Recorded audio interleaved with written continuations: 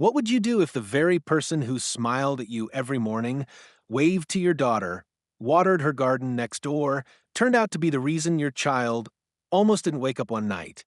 It sounds impossible, right? But that's exactly what happened to us. And the person behind it? A woman who called herself the heart of our neighborhood, our HOA president. People called her Karen. She looked harmless, neat bob haircut, floral shirts, always walking her tiny white dog. But if you've ever met someone who hides control behind a smile, you know the kind of danger that brews quietly behind polite words and printed HOA notices. That night changed everything. It started like any other dinner, bedtime stories, the smell of my daughter's shampoo as she drifted off to sleep, and then a scent, sharp chemical wrong. The moment I opened her door, I knew something wasn't right. Stay with me, because what happened next still chills me every time I talk about it. And before we go deeper, tell me this. Where are you watching from right now? Drop your city in the comments. I love seeing how far our community reaches, whether you're in Texas, New York, California, wherever you are. This story is a reminder that sometimes danger hides right behind a white picket fence. And if you believe in standing up for what's right, hit that subscribe button now, because by the end of this story, you'll understand why silence is never an option. Now, imagine this. Your daughter asleep, the house quiet, your phone buzzing at midnight, and the neighbor you trusted standing in her backyard, holding something she should never have touched. She didn't know that the man who was about to knock on her door was the fire chief himself. That night, she learned that power doesn't always protect you, and sometimes justice lives right next door. Before everything went wrong, our lives were ordinary. The kind of ordinary you almost take for granted. We'd moved into that neighborhood 3 years earlier, a quiet cul-de-sac tucked behind maple trees where kids rode their bikes till sunset and everyone waved when they drove past your house. It felt safe, predictable, like a fresh start. My daughter, Lily, loved it most. She was 9, bright, curious, always painting chalk rainbows on the driveway. She'd wave at everyone who passed, even when they didn't wave back. And every morning she'd say, "Mom, I love how friendly our street is." If only she knew. And then there was Karen. She lived 2 houses down. Always had something to say about lawns being too long, garbage cans being too close to the curb, mailboxes not matching HOA standards. At first, I thought she was just thorough. You know the type, clipboard in one hand, fake smile in the other. The first time we met, she brought cookies.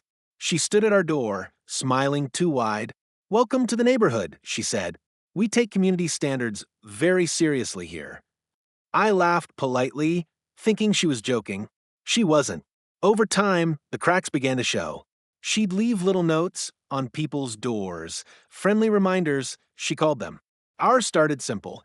"Your porch light is too bright." Then, "Your daughter's sidewalk drawings might stain the concrete." Seriously, chalk. She complained about chalk. I brushed it off. You don't pick fights with the HOA. But something about her felt off. Like she watched too closely, noticed too much. One evening, I saw her standing on the sidewalk across from our house. No phone, no dog, just watching. When I waved, she smiled and turned away. That should have been my first red flag. A week later, she filed a complaint about the odor coming from our barbecue grill. Then she accused my husband of violating noise regulations because his truck was too loud when he left for work at dawn. Still, we stayed civil. My husband's a firefighter. He's dealt with worse. Pick your battles, he'd say. Don't give her what she wants. But I didn't realize then what she wanted was control. And she was just getting started. Because 2 weeks before the night, everything fell apart, Lily came into the kitchen one morning and said, "Mom, Miss Karen was in our backyard last night." My heart sank. I asked what she meant. She was standing near my window, Lily said. When I woke up, she ran away. I told myself she must have imagined it. Kids dream things up. But later that day, when I checked, the grass under Lily's window was pressed down like someone had been standing there. That was the first time I felt it, that cold, instinctive fear only parents understand. The kind that whispers, something isn't right. And still, I tried to believe we were safe. Because that's what we do, isn't it? We convince ourselves that nice neighborhoods mean nice people. After that morning, nothing felt normal anymore. Lily stopped sleeping with her window open. She said she didn't like the noise outside, and every night after she fell asleep, I'd double-check the locks, peek through the blinds, and stare into the darkness, waiting to see if Karen's shape might appear again. Days passed quietly, but that kind of quiet, the heavy kind, never means peace. It means something's waiting. Then the letters started. The first one was slipped under our door in a white envelope.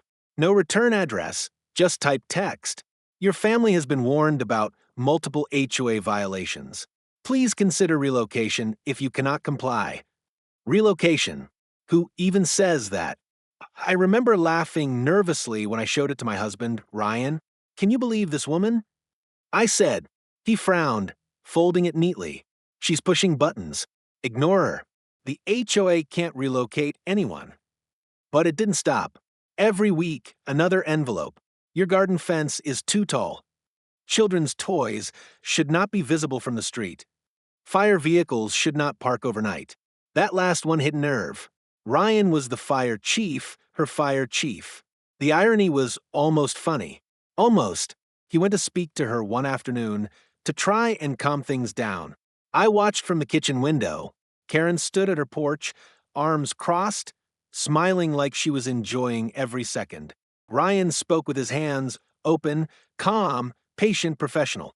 But she shook her head, her expression twisting into something sharp, smug. When he came back inside, his jaw was tight. She's not just difficult, he said quietly. She's dangerous. That night, our house smelled faintly of bleach. I noticed it in the hallway near Lily's room. I cleaned that area myself every week. It shouldn't have smelled like that. Ryan searched the vents, the windows, everything. Nothing unusual. But the smell lingered, faint and sweet. I didn't sleep. A few days later, Karen called the city inspector, claimed our house had unsafe wiring and should be temporarily vacated. The inspector came, looked around, and laughed it off. You've got yourself a real busybody neighbor, he said. Still, I could feel something building. You ever get that feeling when your stomach knows something your brain won't admit? That creeping certainty that the story isn't over yet? One Friday evening, I was sitting in the living room, reading while Lily drew at the table. Through the open curtains, I saw Karen again, standing across the street. This time, she was holding a phone, filming our house. I went outside. Karen, what are you doing? I asked, keeping my voice calm. She smiled. Just documenting violations. Violations. Sidewalk chalk again, she said, pointing. Technically vandalism. My jaw dropped. She's a child. Rules are rules, she said softly, then turned away, humming. That night, Ryan said we should file a report, at least document the harassment. I agreed, but part of me still believed she'd stop if we ignored her. The next morning proved me wrong. At 5:42 a.m., Lily woke me up coughing. Her room smelled strange, not like bleach this time, but something metallic, artificial. I opened the window. My eyes burned instantly. Ryan came running, face pale. That's gas, he said. He rushed to the garage, grabbed a sensor from his truck. The reading blinked red. We tore through the room, vents, windows, baseboards. Then, just under the sill, we found it, a small metal canister wedged between the bricks and the screen. It was hissing. Ryan swore under his breath, yanked it out, and threw it into the yard. He looked at me with eyes I'll never forget, calm on the surface, but burning underneath. Call dispatch, he said. Now. The fire department arrived within minutes. Our street lit up with red and white flashes, sirens echoing between the houses. Neighbors peeked through curtains, whispering. Karen stood in her driveway, pretending to be confused. Is everyone okay? She asked, voice dripping with concern. Ryan didn't answer. He walked straight to her. You know exactly what's happening here, don't you? Her smile faltered, just for a second, but it was enough. As firefighters secured the area, one of them found something near the fence line, another canister, half hidden under a bush, Karen's bush, and suddenly all those letters, all those warnings, all that fake friendliness, it made sense. This wasn't about HOA rules anymore. This was personal. The moment Ryan saw that second canister, something in him changed. He wasn't just my husband anymore, he was the fire chief. Calm, methodical, cold, with purpose. He turned to his crew. Secure the perimeter. Check every vent, every window, every crawl space. Nobody touches anything without gloves. I could hear the command in his tone, that voice I'd only heard at fire scenes or emergency drills. But this time it was personal. Lily was sitting in the ambulance, wrapped in a blanket. Her eyes were red, her face pale. The paramedics said she'd inhaled a small amount of whatever chemical was in the air, enough to make her dizzy and nauseous, but thankfully not enough to cause permanent harm. I stood next to her, as they questioned Karen, her voice grew louder. This is ridiculous. They're trying to frame me. That little girl probably left something out herself. My hands clenched at my sides. She's 9, I said, my voice shaking. 9. Ryan put his hand on my shoulder. Let them handle it, he whispered. But Karen wasn't done. When the officer told her they'd found residue matching the gas inside both canisters on her property line, she snapped. You don't understand. They're the problem. He thinks he's above the rules because he's the fire chief. Ryan just looked at her, silent, steady, the way he looked at a burning building before walking in. Ma'am, the officer said firmly, we're going to need you to come with us. She froze. What? No, you can't arrest me. I'm the HOA president. The irony hung in the air like smoke. As they led her to the car, she turned back toward us, her face twisted in something I can only describe as hate mixed with disbelief. This isn't over, she spat. Ryan didn't flinch. Yes, he said quietly. It is. When the police car pulled away, the entire street stood silent. No one said a word, not even the neighbors who used to side with her. The fire marshal approached Ryan. You handled this well, Chief.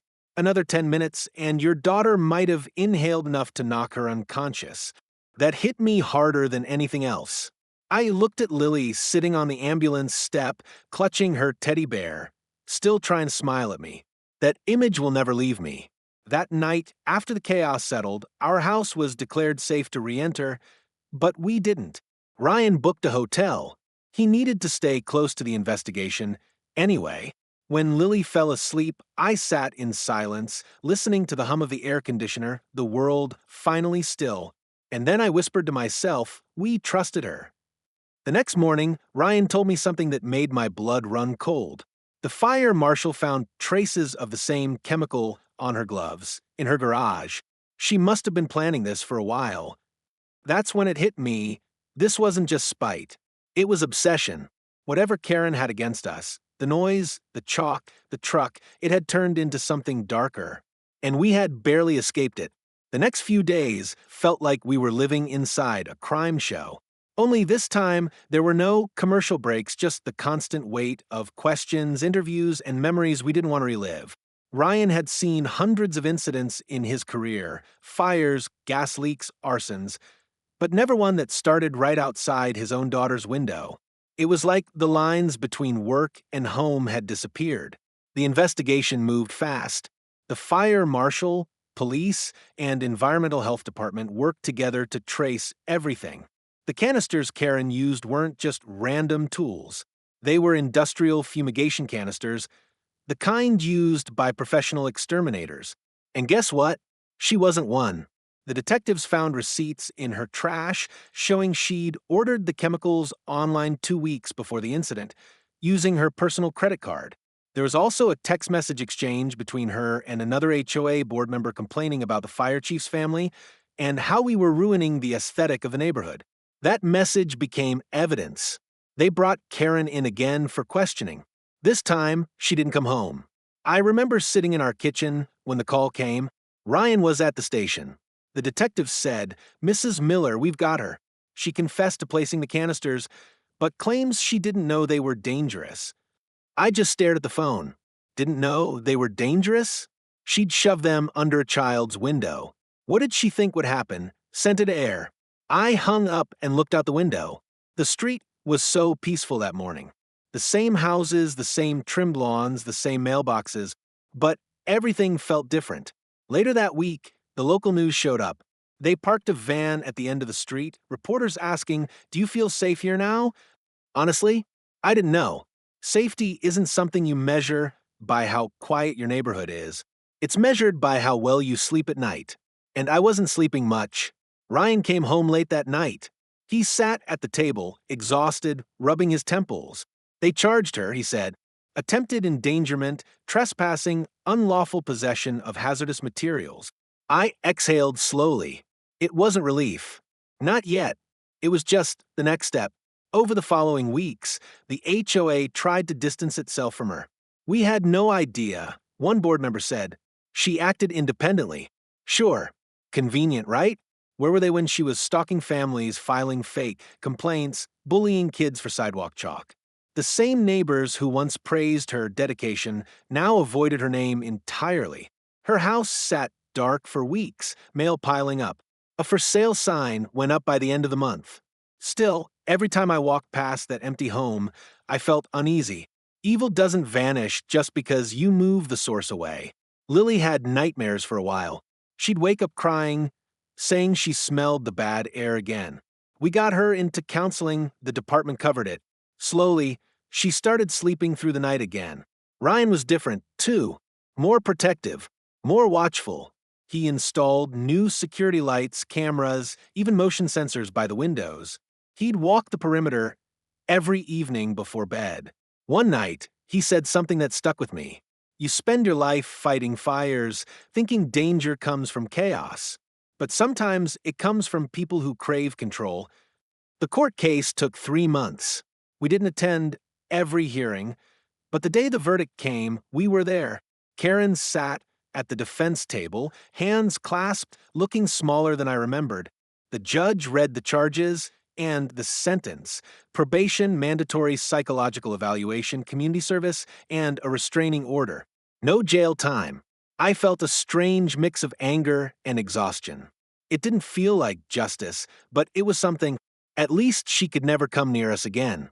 Afterward, the judge let me speak. I didn't plan to, but when I stood up, the words came on their own. We moved to that neighborhood for peace, for safety. But peace isn't found in perfect lawns or HOA rules. It's found in neighbors who care about each other. My daughter will grow up remembering this, but she'll also remember that her father and his team protected her. That's what real community looks like. The courtroom was silent. Ryan reached for my hand. For the first time in months, I felt like we could finally breathe again. Outside the courthouse, reporters asked if we had anything to say to Karen. Ryan said, simply, "I hope she gets help. And I hope no other family ever has to live through something like this." We drove home quietly that day. The sun was setting, the world turning gold. Lily was waiting at home, coloring on the kitchen table, music playing softly in the background. I realized something then. You can rebuild safety, not instantly, but slowly, through love, through family, through truth. And while Karen lost her power, we found ours. Life after Karen wasn't quiet, at least not at first. The neighborhood still buzzed with gossip, and for months, people whispered every time we stepped outside. But slowly the noise faded. The fear started to lift, too. Lily went back to playing in the yard again. She'd draw chalk hearts on the driveway, this time in bright pink and blue, right where everyone could see. I never stopped her again. Let them complain. Ryan and I decided to stay. We'd thought about moving, but this was our home. We'd built memories here, the kind worth protecting. And we weren't going to let fear chase us away. One Saturday, the new HOA board came by with a small basket of muffins and a handwritten note. "We're so sorry for what your family went through. We want to make things right." It wasn't much, but it meant something. Change starts small. Karen's house sold a few months later. The new owners were a young couple with a golden retriever and a toddler who waved at everyone. When they moved in, I baked cookies and walked them over. The wife smiled and said, "We heard you're the firefighters' family. Everyone says you're the good ones on the street." That made me laugh, really laugh, for the first time in a long while. Ryan smiled too, though I could tell he still carried the weight of that night. Sometimes I'd find him standing in Lily's room after she fell asleep, just watching her breathe, making sure everything was okay. He never said it, but I knew the image of those gas canisters, the flashing lights, the what ifs, they never really leave you. And me? I learned something powerful from all of this. Danger doesn't always roar. Sometimes it whispers behind polite smiles and HOA letters. Sometimes it hides behind words like community and rules. But real community, real safety, comes from people who protect each other, not those who control each other.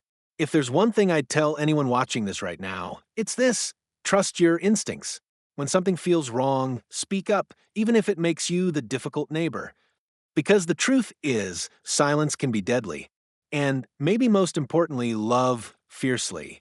Because on that night, love, a father's love, a mother's fear, a community's response, that's what saved my daughter. We rebuilt, we healed, and every time I see Lily laughing under the same window that once filled me with terror, I realize light always finds its way back. If you've made it this far, thank you. Now, I want to hear from you. What would you have done if this happened in your neighborhood? Would you have moved away or stood your ground like we did? Tell me in the comments below, and while you're there, let me know where you're watching from. Are you in Texas, California, maybe New York? I love seeing how far our little community reaches. If this story moved you, if it made your heart race, or made you think twice about the people next door, hit that subscribe button, leave a like, and share this video with someone who needs to hear it. Together, we're building a community that believes in justice, courage, and compassion, not just HOA rules. Because in the end, one truth will always stand: evil hides in silence, but good speaks loud enough to save lives. Thank you for watching. Stay safe, stay kind, and I'll see you in the next story.